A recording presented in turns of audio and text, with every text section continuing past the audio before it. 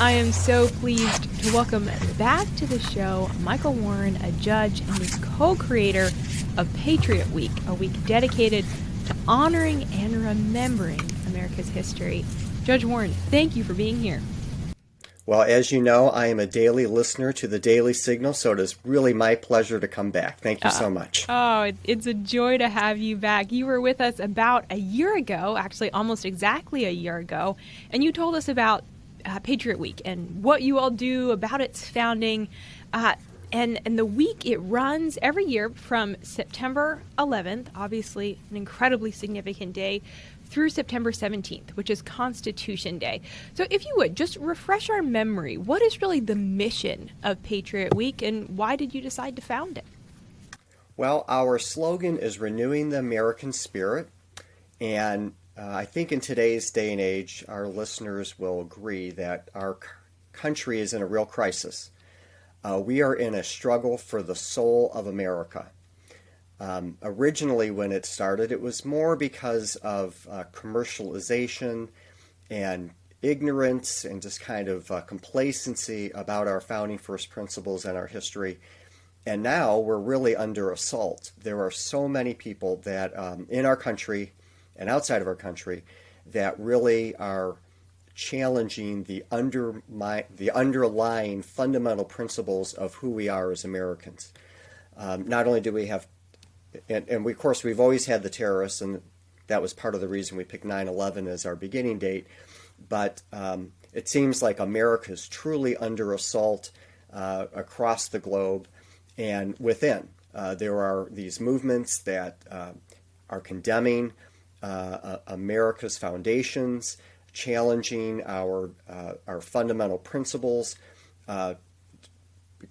condemning everybody in our origins as racist, ignoring the great strides that we have made. It seems like the more strides that we make, the less satisfied people are, at least some segments of our society. And so the point is to remind everyone about why America really is the greatest nation in world history, what made us that, and what we need to do to be able to preserve our freedom and liberty in the future. Oh, that's certainly so needed, as you say, right now at this moment in history. Now, you actually co-founded Patriot Week with your daughter. Tell us a little bit about her, how old she is now, and how you, as a dad, inspire her and have inspired her to care about American history and our founding documents. Well, first I want to remind our listeners that they can find out all about our story at patriotweek.org. And the story begins when she was just 10 years old. My daughter and I were sitting at a lunch table. And to really understand this, you have to learn a little bit more about me. I am an adult convert to Catholicism. When I was raised as a young child, my father and mother really were not religious. My father is, at the time, he's changed a little now, thank goodness, but at the time he was an atheist, a disaffected Jew, and my mother was a disaffected Catholic, and I was raised as a nothing. And they used to say to me, Mike, you can believe anything you want, just remember it's all baloney, but they used a stronger term. And so I started as an atheist and then became an agnostic. And then in law school, of all places, the Holy Spirit came and found me. And I converted basically overnight, much to the surprise of all my friends and family. Still remember calling up my grandma from Ann Arbor and saying, Grandma, you're going to take me to church this weekend. And she said, Michael? I go, yep. She goes, is this a joke? I go, no, Grandma, really, you're going to take me to church this weekend. And I quickly converted to Catholicism, much to her joy, and like I said, confusion to the rest of my family and friends.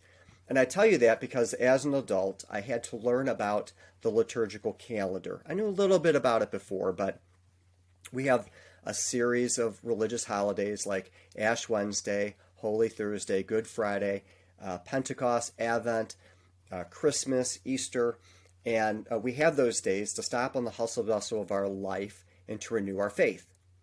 And all the great religions have this idea of a liturgical calendar.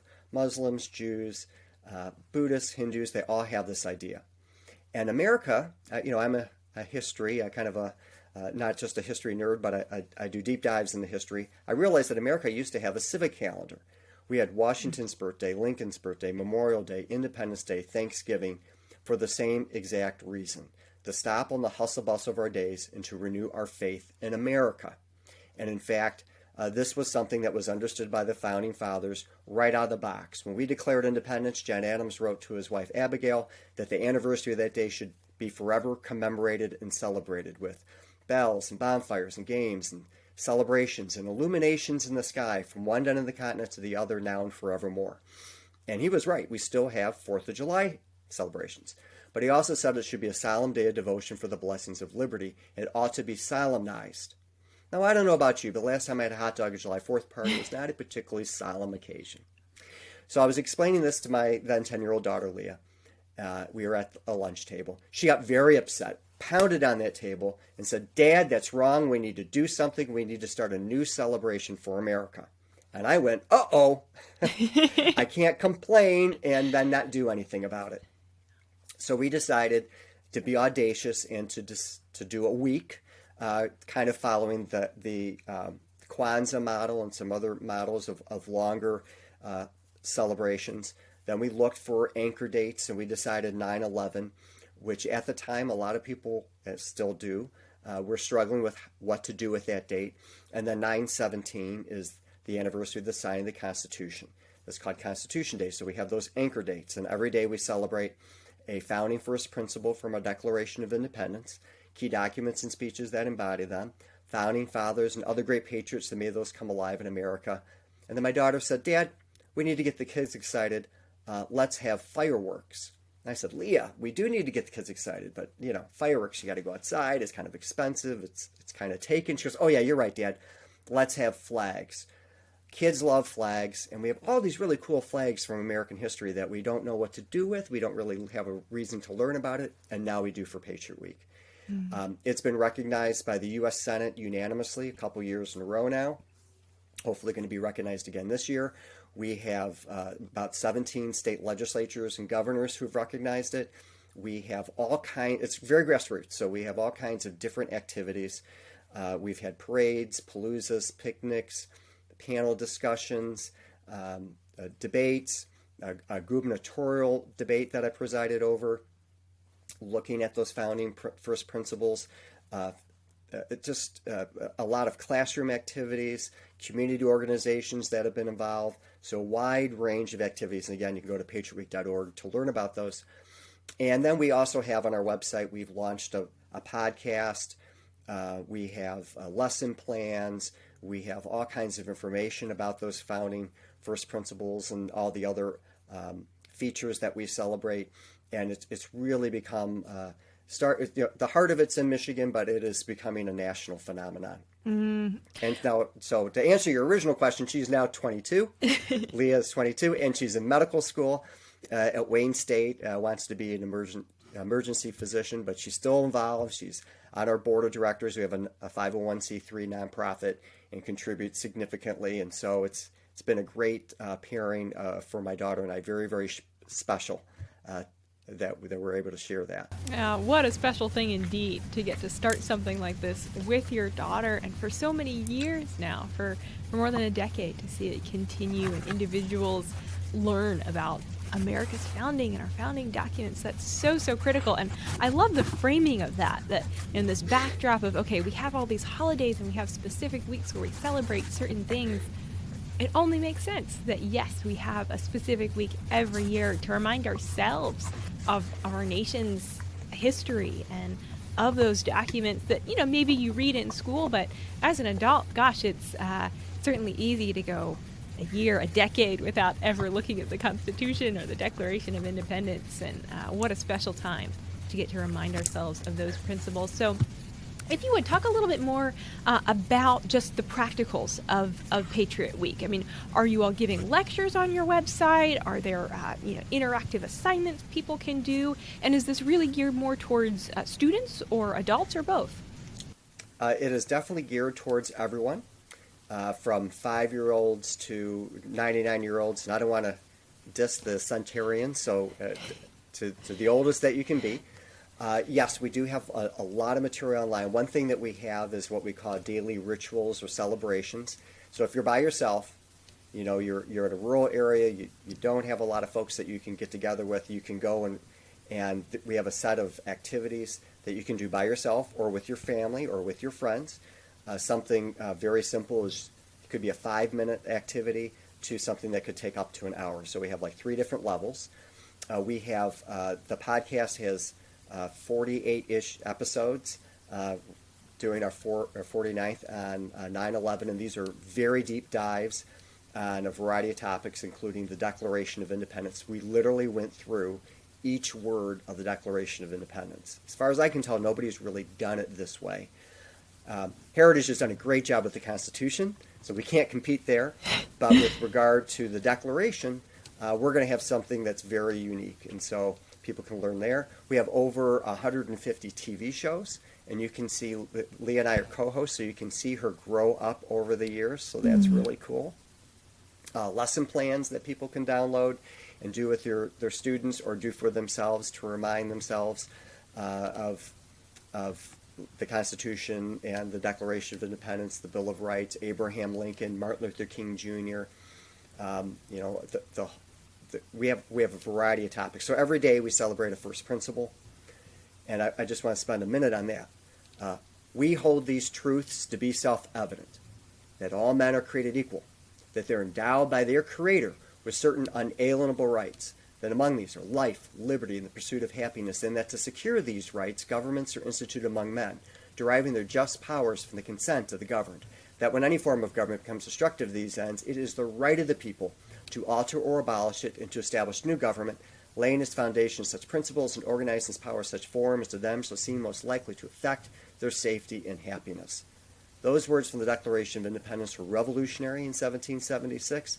They remain revolutionary today, and they are under assault by ignorance, people don't care, as well as by people that actually don't believe in equality. They want to divide us up. They don't want to treat everybody the same. They don't believe in the rule of law. They want to take to the streets and force people to do what they want to do. Every one of those principles is under assault now. We have to remind Americans about why those principles made us such a wonderful country, unique in the whole course of human history. And if we can remember those principles, the people that brought them to life, and again, it's not just the Founding Fathers, it goes all the way to Martin Luther King Jr., Susan B. Anthony. We've had a long march of freedom and liberty in our country and equality. We need to recognize that, recognize our flaws, but also recognize all the wonderful things that America can be and fulfill its first principles. So we celebrate the principles, the people that brought them to life, the documents and the flags that embody that. And there's a slew of ways to get involved. I encourage people to, if they have new ideas, to do them on their own. You have Mother's Day. You celebrate any way you want. You don't have to go to some foundation to figure out how to do it. But I would encourage people to reach out to me directly at M as in Michael, Warren, WARREN, at patriotweek.org if they're interested in getting engaged, because this is very grassroots, and if they have ideas about how to take this even further. And Judge Warren, as we have just marked as well the 20th anniversary of 9/11, what do you think is really some of those key principles that we need to be teaching the younger generation? What is it that we need to be instilling in them? For those that maybe weren't even born yet on 9/11, or that were so young that they don't remember. As we look back as a nation and as we look towards our future and how we can move forward as a stronger country and push back against division and actually become more united, how do we get young people to be excited, to be passionate about our founding, about our history, and to be patriotic citizens? That is a great challenge, a great question. So first off, I would say that I'm a former member of the State Board of Education. I've still been very involved in education ever since I left the State Board. I've been on the bench over 18 years, but who's counting? And what I've realized is that we don't do a good job at all about teaching American history and civics. We have a system that's set up to fail. It's not because we don't have good teachers. We have a lot of great teachers, but it's just not a priority in the school system. So one thing that we really need to do is lift up American history and civics to the fundamental forefront of education. We have public schools because there were really two reasons. The first was people needed to be able to read so they could read the Bible and be saved. And the second reason was we needed to understand the foundations of our country so we could maintain our free republic. Those were the two main things. Now, obviously, we don't teach the Bible anymore in schools, or at least not in the way that those that started public education had in mind. And we have really relegated civics and history to the back burner. So we need to change that completely to have civics and American history be up front and center of education. Secondly, we need to be honest. There's been a lot of criticism about our history in the past, and there is a lot to be critical of, but we also need to recognize all the great things that America's had, so a balanced view. Specifically on 9/11, and this is the 20th anniversary, I've gone into schools and talked to students about 9/11 and asked them what happened, and they say, well, the Twin Towers fell. And I go, okay, but why? And then you might get a couple kids say, well, planes. And I said, okay, but why? And they go, well, they were terrorists. I said, okay. Less kids even understand that. I say, okay, what were the terrorists trying to do? And then you get silence. So, they hated America. They wanted to destroy us. They wanted to have an extremist Islamic State take over the entire world. That's apparently not being taught in our schools. We need to do a much better job, and then to understand the heroes of United 93 and the first responders and how they gave their lives running up a tower that was burning. They're very, very powerful stories. And to get your question to, how do we get kids excited? America is a story. It's an amazing story of freedom and liberty, of people willing to put themselves on the line, to give up their blood and treasure, to put it all there so that we could be free. And instead we have these caricatures, of our founders, of being racist, uncaring, just trying to protect their property. There is nothing further from the truth. Some of them were racist, but nothing further from the truth that they didn't put themselves in line. Many of the people that signed the Declaration of Independence were thrown in jails. They were stuck on prison ships. They got very ill. Some of their homes were utterly destroyed. They had to flee from oncoming British troops. Sam Adams and others were targeted for arrest and execution. They really put everything on the line. And if you learn about those stories, you would have a greater appreciation of how unique the blessings of liberty are, and that America was at the forefront of that. But we don't teach that stuff. We teach these caricatures and criticisms without understanding the broader truth. And so we really need to do a much better job in our system to tell the real story of America. We're not perfect, never will be, but we're striving to be. And that's what makes all the difference. Yeah. That idea of story is foundational to history because, facts and figures, and like you say, we're hearing so much negativity about our founding, about our history. But, any piece of history is this very complex story full of humans who have gifts and talents and abilities and flaws, and we have to tell the whole story. That is critical. So as you have done that, as you through Patriots Week and through speaking at schools, as you have told young people that whole story of America's history, as you've educated them on the founding documents, if you would just maybe share one or two stories of young people who you have found be particularly impacted, or families who have really benefited from the resources that you all at Patriots Week offer. Well, there is a real hunger for this, and that is very encouraging. And I've had many students. I'll give you one example. This was kind of silly, but I went into a school that my daughter was attending, and I gave a Patriot Week speech, and we talked about the suffragettes and how the suffragettes worked so hard. They, from the 1840s all the way to the 1920s, worked for women's suffrage, the right to vote, how the 19th Amendment was adopted, how women had to, they were the first people to protest during wartime, during World War I. They sat outside of the White House and said, give us our rights. They went on hunger strikes, they were abused, and then finally we got the right to vote for women.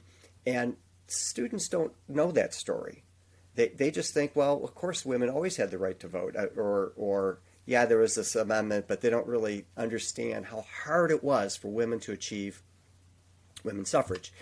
And then many of the students said, I thought women's suffrage was about women suffering, that they were hurting, not that it meant that they could vote. And I was like, wow, we've gone so far afield that they don't even know the basic terminology. We've had a lot of people that have come up to us and really have appreciated our message, have been inspired by it. We've had contests and other activities where students have been able to display their patriotism. One time I went into a school for Patriot Week, and the whole school was red, white, and blue, up and down the corridors. You went into the French class, and they were learning the Pledge of Allegiance in French. Mm. You went to the music class, and they were doing patriotic songs. And what I heard from the educators was they never, they loved this stuff, but they never had a reason to do it. And so now they did, and that was very important. Another example was we had a 9/11 commemoration, and firefighters came in, and they were talking about 9/11 and what happened there. And then they got a call where they had to go to a fire, and so they ran out, and the teacher and the students were like, wow, we just saw in action the bravery and courage of our first responders and what they have to go through every day. So there's a lot of stories, and it's unquestionably making a difference on a person-by-person basis. Thank you so much for sharing that. That's excellent. Well, and for all of our listeners, if you want to get involved and jump into Patriot Week and start pulling on these resources, whether it be in your own family, if you're a teacher in your classroom, if you have a community group, a Rotary Club, you can get your community involved. You can visit patriotweek.org. All of the information is there. And Judge Warren, I also want to mention your book. You've written an excellent book called America's Survival Guide, How to Stop America's Impending Suicide by Reclaiming Our First Principles in History. You can get that book on Amazon, at your local bookstore. It's very, very excellent. And Judge Warren, thank you so much for the work that you're doing at Patriot Week, for taking action when your daughter pounded her fist on the table and said, what are we going to do about this? We really appreciate the work that you all have been doing for so long, and especially that you're doing this week during Patriot Week. Well, thank you very much. It's my pleasure. I love you guys. It's a great program, and it's so, we're working on the same issues in different ways, and it's so important that everything that you folks do at Heritage. And God bless you, and God bless America. Thank you so much, Judge Warren. We really appreciate your time.